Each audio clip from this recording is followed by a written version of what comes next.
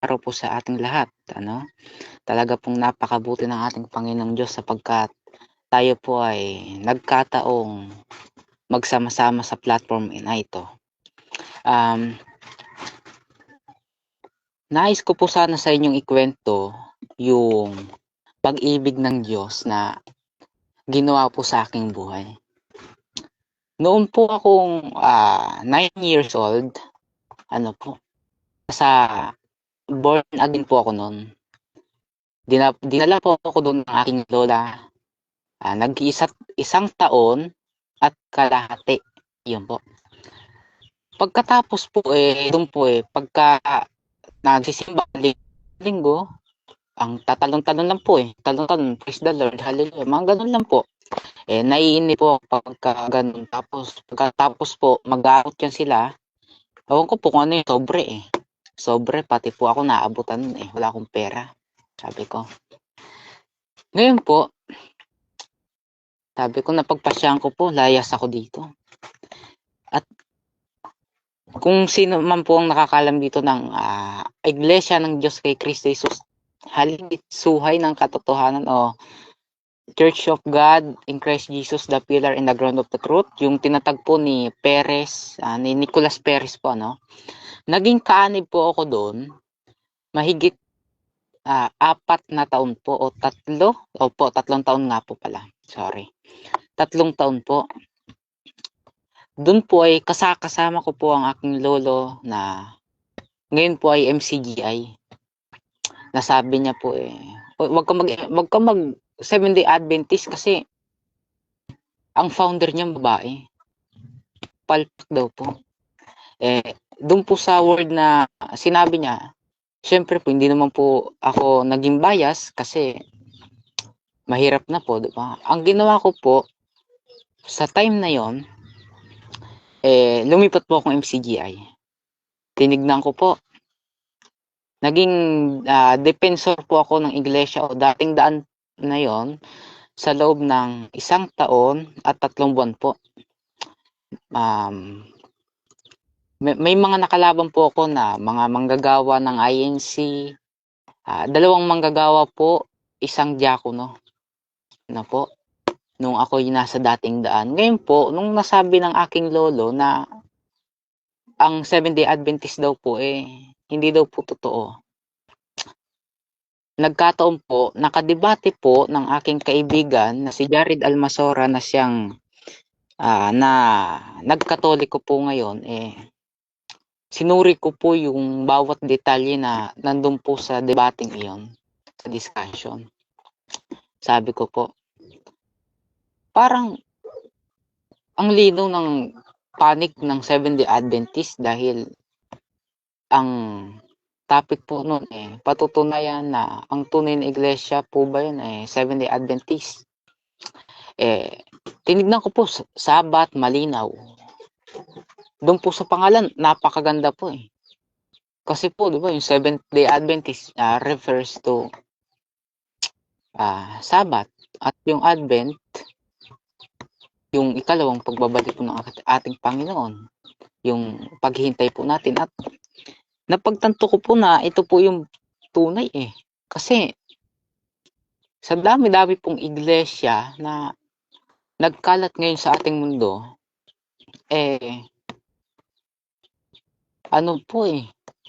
Adventist lang po kakaiba. Unang-una po, nangingili ng araw ng Sabat. Meron po dyan mga reporter po, mas nauna tayo. Higit pa po doon, madami po, mga tinutukoy po pagkain, sa kalusugan. Ang na-convert po ako dito sa Adventist, ang pinaka-nahiligan ko pong aral ay pagsusuri po sa propesya. Ayan, sa prophecy po. Kasi Adventist lang po talaga yung alam ko na alam ang lahat ng prophecy. Napag-aralan po lahat ng prophecy. Ngayon po, nung nagka-debate sila, di ba po, yung kaibigan ko si Jared Almasora, naglipat ng Roman Catholic Church. Ngayon po, sabi niya sa amin, nandun pa po kami sa tinatag niya o itatatag niya po sanang iglesia ng pangalan Iglesia ng Diyos kay Kristo Jesus. Ayan na po, nagkalat na yung Iglesia ng Diyos. Ano po. Nag-stay po ako doon, siguro 5 buwan po. At nung nakipagdebate po siya doon, natalo, nag-RCC, at balak niya po kaming isama, pero po, dahil hindi ako naisama, nagsabi po siya na, yan, didiskusyonin daw po kami. Sabi ko po mga kapatid, kung hindi niya po natatandaan yung debate nila o yung discussion nila ni Brother Denmar, talaga pong parang napanalo na po yung side ng Adventist, kasi po talagang sa Sabat po maliwanag na mga apostoles, ating Ginoong Hesukristo, ating Ama sa Langit, nangingilin po ng Sabat. Sabi ko, mag-Adventist na ako. Ayan po, edi sabi ko po kay Brother Denmar, bro, pwede ko po bang suriin itong 7-day Adventist? Sabi niya, sige bro, welcome ka po. Ayan, ang bait na eh. Ito lang po kasi iglesia na naranasan ko na winelcome ako. Yung pagsusuri po, wini-welcome. Hindi po tulad nung nagsuri po ako dun sa INC. Nagsuri po ako nung sa INC bago po ako mag-Adventist. Wala man lang po. Pagpasok ko po sa iglesia, hindi po alam na nagsusuri ako.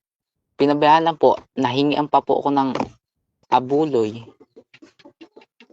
Ano po, sabi ko, bro, suriin namin yan. Sige. Gabi-gabi po, 8 to 9 o 9 to 10, pataas po. Nagba-Bible study po kami, sabi ko. Minsan pa nga po, sa sobrang antok, nakakatulugan ko po si Brother Denmar habang nagsasalita. Pero, bago pa man po mangyari, nagpasalamat na po ako sa Diyos. Humiling po ako sa Kanya, sabi ko, Panginoon, kung, sabi ko, mahabag po kayo sa akin sapagkat ang panahon po, di ba, malapit na.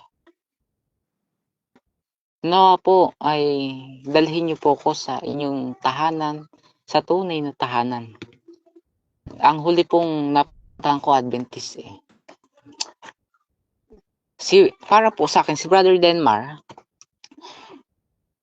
siya po yung kinasangkapan ng ating Panginoon para po madala ako sa iglesyang ito, sa nalabing iglesia po, no?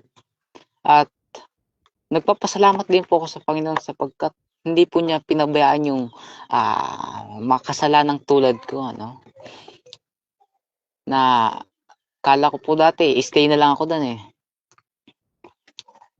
Ano po, sabi ko, Panginoon, kabagan niyo po ako dahil po sa aking kasalanan. Bitbitin niyo po ako sa tunay na iglesia. Dinala po ako sa Seventh-day Adventist. At doon ko po napagtanto na ang Iglesia Adventista del Séptimo Día ay siyang tunay na iglesia po sa panahon natin ngayon at sa panahon noon. At nung ako po'y mabautismuhan noong March 30, 2025. Ano po? Ayan po, nabautismo na ako. May nagawa po ko na isang kasalanan. Medyo mabigat po na kasalanan, pero para po sa akin, yun ay kalooban ng Panginoon. Kasi po, doon po sa kasalanan na yun, ay doon po nakapasok ang Panginoon sa aming mga buhay. Na kumbaga po, naipakilala po yung Panginoon sa aming pamilya. Nagkaroon po ng butas na pwede namin pasukan. Ano po? Kasi po ang pamilya namin dito lahat po Katoliko eh. Ako lang po Adventist. At nung ako po sabi ko po salamat po Brother Denmar kasi kung hindi po dahil sa inyo, wala po ako dito sa church na to. Kasi po si Brother Denmar po ang naglapit sa akin naglapit po sa akin tungo dito sa iglesyang ito, diyan po sa Bulala Church, Santa Elena. At nagpapasalamat din po kay Brother Denmar kasi totoo po, gabi-gabi po puyat para lang po ma-Bible studyhan kami.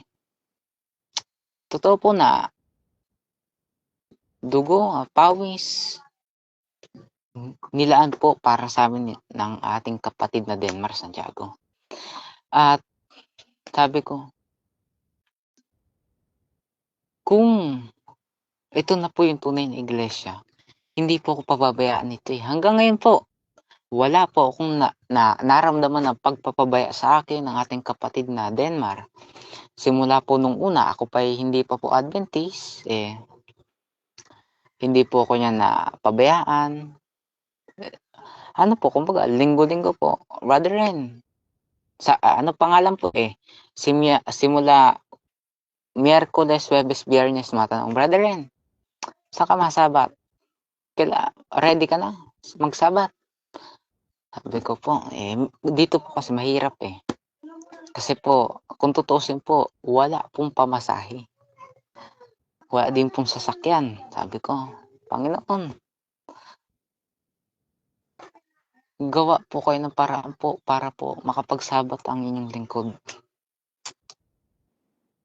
Pero bagaman po wala akong ganong kalaking pera para makapunta doon ng madali kasi yung pamasahe po hindi ganun po, hindi po biro-biro Sabi ko, naniniwala naman po ako God will provide. Ano po?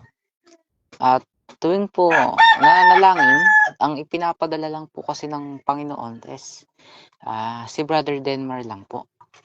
Kumbaga po, siya po talagang pinasangkapan ng Panginoon para po hindi po mapabayaan ako. Ramdam ko po yan mula po nung una. Si Brother Denmar Santiago lang po ang matalik kong kaibigan. Hindi pa po ako Adventist. Close na po kami Ano po?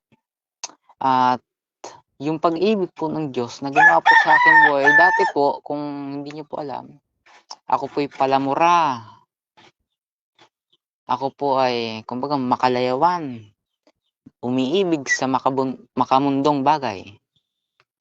Pero simula po nung makilala ko yung aral ni Kristo, kumbaga po, yung pusong dating punong-puno ng sama, punong-puno po ng dumi, sa tulong po ng ating Ginoong Hesukristo, nawala po iyon at nalinis po. At yung dati pong palamura, yung dati pong makalayawan, yung dati pong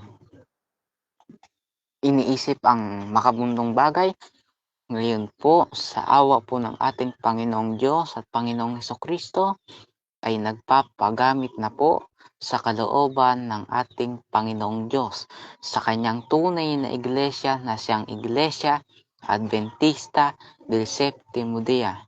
At ito lamang po ang aking maibabahagi sa hapong ito at marami pong salamat sa inyo mga kapatid.